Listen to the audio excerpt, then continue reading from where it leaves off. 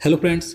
आज की इस वीडियो में हम कंप्यूटर के 25 मोस्ट इंपॉर्टेंट क्वेश्चन देखेंगे जो आपके सभी आने वाले एग्जाम के लिए महत्वपूर्ण है। तो इसलिए वीडियो पूरे एंड तक देखते रहिए। तो चलिए आज का वीडियो शुरू करते हैं। तो यहाँ पर आज का पहला क्वेश्चन है, निम्नलिखित में से किसे कंप्यूटर का पितामह कहा जाता है। तो देखिए, जितने क्वेश्चन मैं आपके लिए इस वीडियो में लेकर आया हूँ, अगर आपको इनमें से किसी का भी आंसर पता है तो आप नीचे कमेंट बॉक्स में बता सकते हैं, ताकि आप इस वीडियो के माध्यम से हमारा रिवीजन कर सकें। तो देखिए, कंप्यूटर का पितामह यानी कि फादर ऑफ कंप्यूटर या कंप्यूटर का जनक किसे कहा जाता है, तो चार्ल्स बेबेज को कहा जाता है। तो इसका आंसर ऑप्शन भी हो जाएगा चार्ल्स बेबेज को। देखिए, इनका जन्म लंदन में 1791 में हुआ था। तो आपको याद रखना है, father of computer Charles Babbage को कहा जाता है।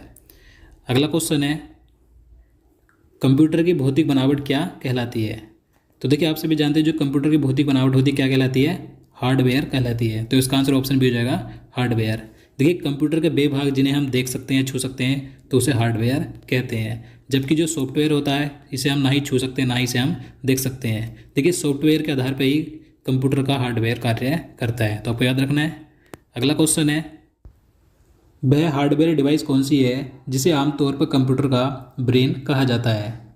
तो देखिए, कंप्यूटर का ब्रेन यानी कंप्यूटर का मस्तिष्क किसे कहा जाता है, तो सीपीयू को कहा जाता है। तो इसका आंसर ऑप्शन सी हो जाएगा, सीपीयू को।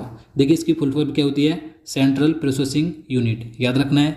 देखिए, यह कंप्यूटर का नियंत्रक भाग होता है जो कंप्यूटर के सारे कार्यों को नियंत्रित करता है तथा यह इनपुट को आउटपुट में रूपांतरित भी करता है। तो आपको याद रखना है, कंप्यूटर का ब्रेन सीपीयू को कहा जाता है।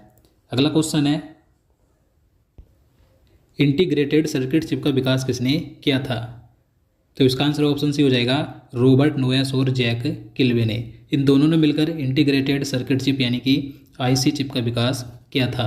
देखिए, जो इंटीग्रेटेड सर्किट चिप होती है, इस पर सिलिकॉन की परत होती है। तो ये क्वेश्चन कई बार पूछा जाता है कि इस पर कौन सी परत होती है, तो सिलिकॉन की परत होती है।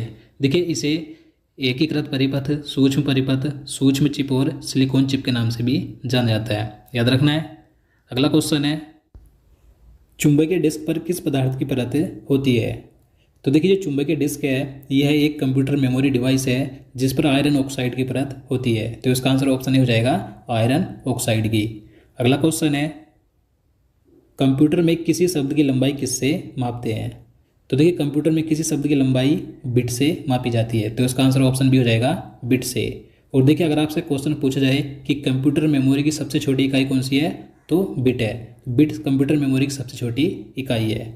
और देखिए, मैं आपको बता दूं, 8 बिट मिलकर 1 बाइट बनाते हैं, यानी कि 8 बिट बराबर 1 बाइट होता है। और 1024 बाइट बराबर 1 केबी यानी कि 1 किलोबाइट होता है। इसी प्रकार से 1024 केबी बराबर 1 मेगाबाइट होता है, यानी कि 1 एमबी होता है। 1024 एमबी बराबर 1 जीबी यानी कि 1 गीगाबाइट होता है। और 1024 जीबी बराबर 1 टेराबाइट होता है। 1024 टेराबाइट बराबर 1 पीबी यानी कि 1 पेटाबाइट होता है। तो इसी प्रकार से एक कंप्यूटर मेमोरी की इकाई होती है। लेकिन कंप्यूटर मेमोरी की सबसे छोटी इकाई होती है बिट, जो कि कई बार एग्जाम में पूछी जाती है। याद रखना है। चलिए अगला क्वेश्चन देखते हैं, अक्षरों तथा चिन्हों को बाइटों में स्टोर करने की विधि को क्या कहते हैं। तो इसका आंसर ऑप्शन डी हो जाएगा, कोडिंग सिस्टम। तो देखिए, अक्षरों तथा चिन्हों को बाइटों में स्टोर करने की विधि को कोडिंग सिस्टम कहा जाता है। तो आपको याद रखना है। नेक्स्ट क्वेश्चन है, 1024 बाइट बराबर क्या होता है। तो मैंने आपको पहले बता दिया, 1024 बाइट बराबर होता है 1 केबी यानी कि 1 किलोबाइट। तो इसका आंसर ऑप्शन डी हो जाएगा 1 केबी। नेक्स्ट क्वेश्चन है, किसी प्रोग्राम में बग क्या होता है। तो देखिए, किसी कंप्यूटर प्रोग्राम में बग शब्द का प्रयोग एरर, त्रुटि, दोष, गलती को वर्णित करने के लिए किया जाता है। तो कंप्यूटर प्रोग्राम में बग शब्द का प्रयोग होता है एरर के लिए। तो इसका आंसर ऑप्शन भी हो जाएगा एरर के लिए। अगला क्वेश्चन है, डिजिटल कंप्यूटर किस सिद्धांत पर कार्य करता है। तो देखिए, जो डिजिटल कंप्यूटर होता है, ये गणना के सिद्धांत पर कार्य करता है। तो इसका आंसर ऑप्शन हो जाएगा गणना के सिद्धांत पर। नेक्स्ट क्वेश्चन है, सर्वाधिक तेज गति का प्रिंटर कौन सा है। तो देखिए, इस क्वेश्चन में बताना है कि सबसे तेज गति वाले प्रिंटर कौन से होते हैं। तो इसका आंसर ऑप्शन ए हो जाएगा, लेजर प्रिंटर। लेजर प्रिंटर सबसे तेज गति वाले प्रिंटर होते हैं। ये सबसे तीव्र गति से किसी सादे कागज पर उच्च गुणवत्ता वाले अक्षर और चित्र छापते हैं। तो आपको याद रखना है। अगला क्वेश्चन है, सुपर कंप्यूटर अन्य कंप्यूटरों से किस संदर्भ में भिन्न होते हैं।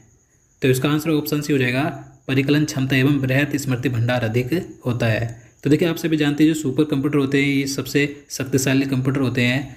तो देखिए सुपर कंप्यूटर में हजारों प्रोसेसर होते हैं जो कि प्रति सेकंड में अरबों खरबों गणना कर सकते हैं, तो आपको याद रखना है। आगे है, निम्नलिखित में से कौन सी वैज्ञानिक कंप्यूटर भाषा है। तो देखिए मैं आपको बता दूं, कंप्यूटर प्रोग्रामिंग की बहुत सारी भाषाएं होती हैं, तो इस क्वेश्चन में बताना है कि इनमें से कौन सी वैज्ञानिक कंप्यूटर भाषा है। तो इसका आंसर ऑप्शन सी हो जाएगा फोरट्रान। इसका पूरा नाम होता है फॉर्मूला ट्रांसलेशन। देखिए इस भाषा का प्रयोग वैज्ञानिक गणनाओं हेतु किया जाता है। तो ये जो फोरट्रान है ये वैज्ञानिक कंप्यूटर भाषा है, याद रखना है। नेक्स्ट क्वेश्चन है, कोबोल भाषा किस लिए उपयोगी है। देखिए अब बताना है कि ये जो कोबोल भाषा ये किस लिए उपयोगी होती है। तो इसका आंसर ऑप्शन हो जाएगा व्यावसायिक कार्य के लिए। देखिए कोबोल भाषा का प्रयोग वाणिज्यिक कार्यों में किया जाता है, यानी कि व्यवसायिक कार्यों के लिए किया जाता है। अगला क्वेश्चन है, बेसिक भाषा का प्रयोग निम्न में से किस कार्य के लिए किया जाता है। तो इसका आंसर ऑप्शन डी हो जाएगा प्रारंभ में सरल भाषा को सिखाने हेतु।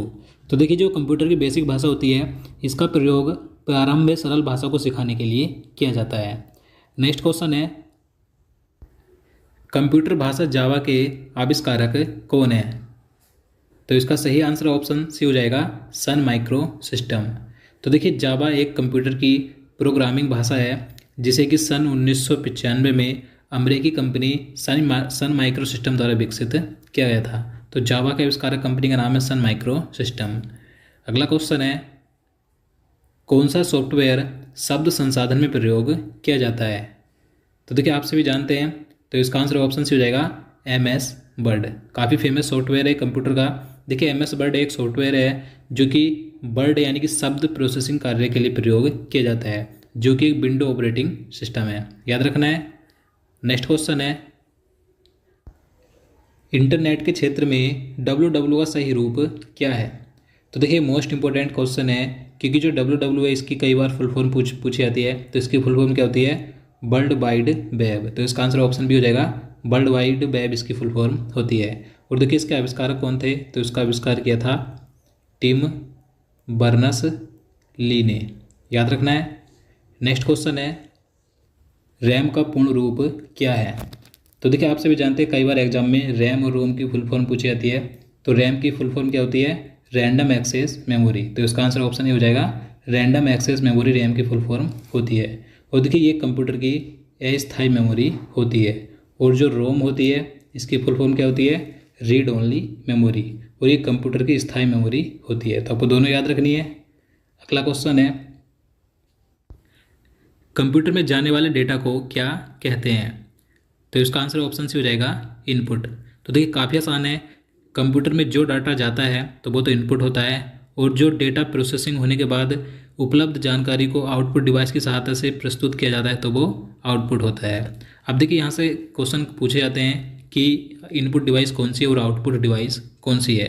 तो मैं आपको इनपुट डिवाइस बता दूँ, इनपुट डिवाइस कौन कौन सी होती है, जैसे कि कीबोर्ड, माउस, स्कैनर, माइक्रोफोन आदि। बात करें आउटपुट की, आउटपुट डिवाइस कौन कौन सी होती है, जैसे कि screen, monitor, earphone, printer, projector आदि। तो आपको दोनों का एग्जाम्पल याद रखने, कई बार एग्जाम में पूछे जाते हैं।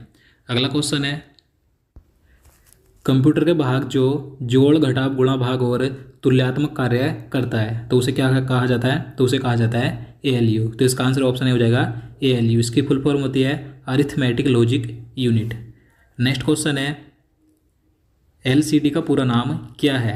अब देखिए कई बार एग्जाम में LCD और LED की फुल फॉर्म पूछी जाती है, क्या होती है। तो LCD की फुल फॉर्म होती है लिक्विड क्रिस्टल डिस्प्ले। तो इसका आंसर ऑप्शन डी हो जाएगा लिक्विड क्रिस्टल डिस्प्ले, ये LCD फुल फॉर्म होती है। बात करें LED की, तो LED की फुल फॉर्म होती है लाइट इमिटिंग डायोड। दोनों याद रखनी है।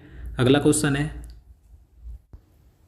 क्वेश्चन नंबर 24 है, CTRL, शिफ्ट और ALT को कौन सी की कहा जाता है। तो इसका आंसर ऑप्शन ए हो जाएगा मॉडिफायर की। तो देखिए जो कंप्यूटर कीबोर्ड में CTRL, शिफ्ट और ALT होते हैं तो इन्हें मॉडिफायर की कहा जाता है। मॉडिफायर की कंप्यूटर की एक विशेष की होती है, याद रखना है। रैम किस प्रकार की मेमोरी है। तो देखिए जो रैम होती है यानी कि रैंडम एक्सेस मेमोरी है, यह कंप्यूटर की मुख्य मेमोरी यानी कि प्राइमरी मेमोरी होती है। तो इसका आंसर ऑप्शन डी हो जाएगा मुख्य मेमोरी होती है। मैंने आपको बता दिया है कि ये कंप्यूटर की अस्थायी मेमोरी होती है, क्योंकि देखिए इसमें अचानक कंप्यूटर अगर बंद हो जाए तो इसमें डाटा चला जाता है, यानी कि डाटा खो जाता है, तो इसलिए अस्थायी मेमोरी होती है। और जो रोम होती है ये कंप्यूटर की स्थायी मेमोरी होती है, क्योंकि इसमें अचानक कंप्यूटर बंद होने पर डाटा खोता नहीं है। तो आपको याद रखना है। तो दोस्तों आज के लिए इतना ही। उम्मीद करता हूँ आपको वीडियो पसंद आया हो। अगर आपको वीडियो अच्छा लगा हो, आपके लिए हेल्पफुल हो, तो प्लीज़ वीडियो को लाइक और शेयर करना, साथ ही चैनल को भी सब्सक्राइब कर लेना। तो चलिए मिलते हैं किसी नई वीडियो में। जय हिंद, जय भारत।